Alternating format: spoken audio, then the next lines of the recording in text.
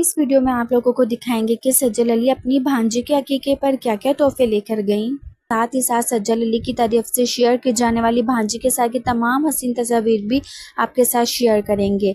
जैसा कि आप लोग सब जानते हैं कि रमज़ान में 27वें रोज़े को सबूर अली के घर नन्ही परी की आमद हुई।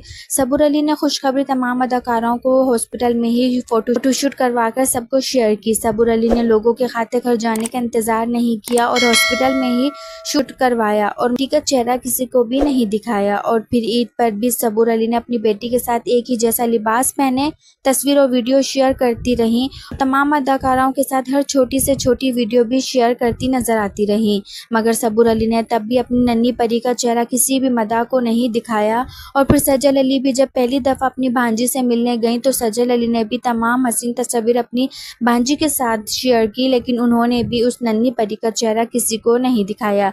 यही वजह है कि सबूर अली ने अपनी बेटी के पैदा होने के बाद कोई भी ग्रैंड फंक्शन नहीं रखा और ना ही अपनी बेटी के पैदा होने के बाद किसी भी अदाकारा को अपने घर आने की इजाज़त दी, ताकि किसी से भी गलती ना हो जाए और इनकी बेटी की तस्वीर सोशल मीडिया पर लीक ना हो जाए।